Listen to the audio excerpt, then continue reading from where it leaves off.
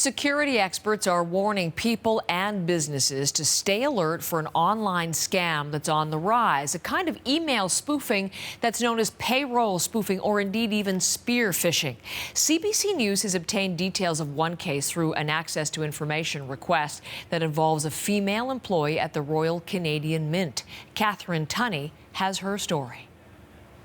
It looked like a real email. What appeared to be a former Mint employee reached out to that place's human resources department earlier this year.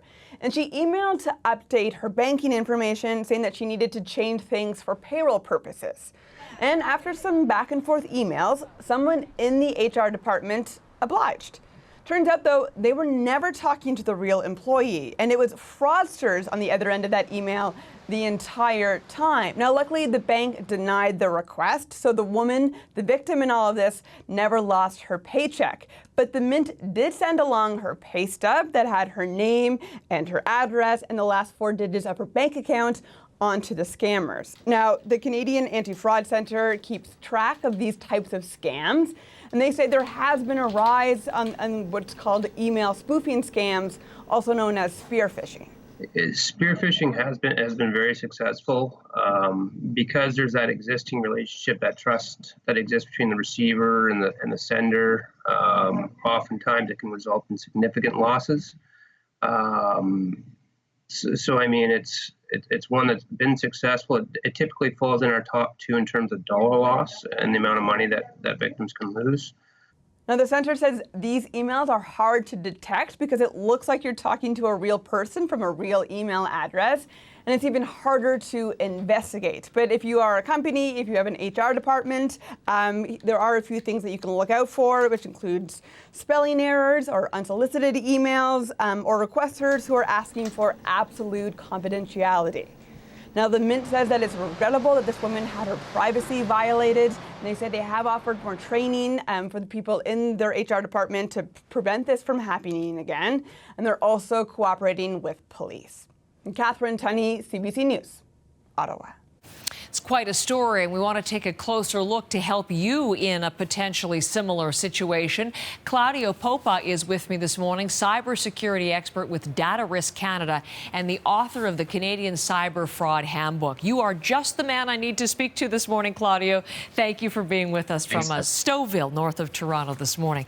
I listened to Catherine's report and I think, wow, this is audacious. These are sophisticated scammers here. What is your overall reaction to this type of thing? You know what? There's nothing new here. These have been going on for years in the U.S.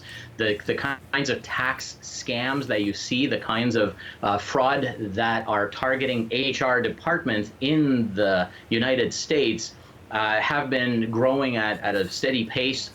And we see a ton of fraudulent tax returns being filed in the U.S. And now that it's coming north of the border, it's suddenly picking up attention and picking up.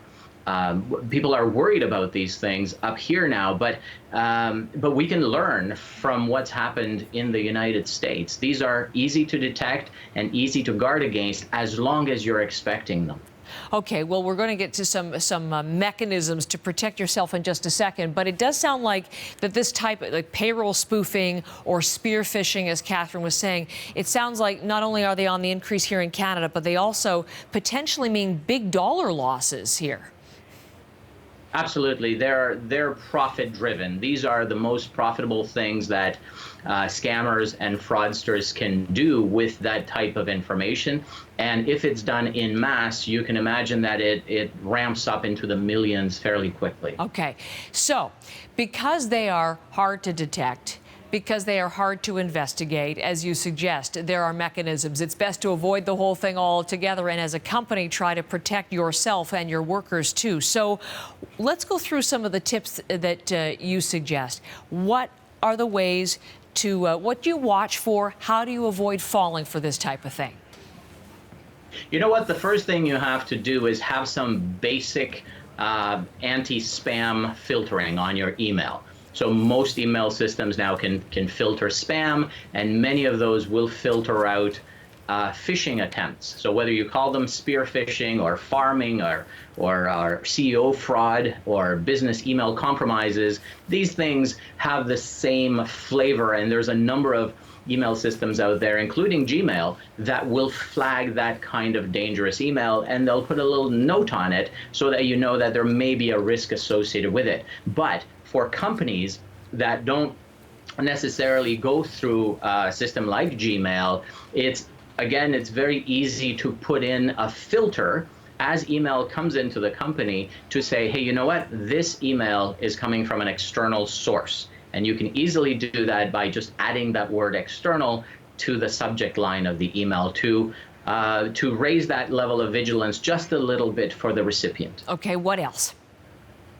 So, anti-malware. So every once in a while, someone will click on these things, right? We're human. We certainly don't want to miss an opportunity. And these guys are really sharp. In many cases, you get an email that's already part of a thread or of a discussion that looks like it's been taking place. So it looks really realistic. And sometimes people click on these things. So it's important to have anti-malware that's up to the minute, up to date, installed on the system. And of course, have web browser filtering. So you want to know that if you do click on a malicious link, those links that are well known to be malicious will be filtered by the technology that's available for the company. Now, this technology is very simple. It's available. You can just download a browser add-on and install it on whatever browser you have. So these are accessible to small companies, to individuals, to large organizations as well. So those are technological aids, if you will, filters and scanning for malware. But I know you're also really big on training. Absolutely. So it's important to go with the technology as far as you can without actually missing emails. But ultimately, it comes down to the endpoint, to the user. It comes down to the human. And you need to increase vigilance without shaming people into complying. So there's a trend nowadays that tends to be a little bit aggressive in tricking people inside organizations into clicking on links and then telling them that they did the wrong thing and that they're reported to HR, for instance. So what we recommend doing is simply educating them on a vast variety of things that they can see as part of emails or even telephone requests, right? Because sometimes these things, your phone will ring and say, hey, I'm so-and-so that used to be an employee here, or I'm so-and-so head of IT, please click on this link. So they need to know, people need to be trained and remain vigilant about a wide variety of things.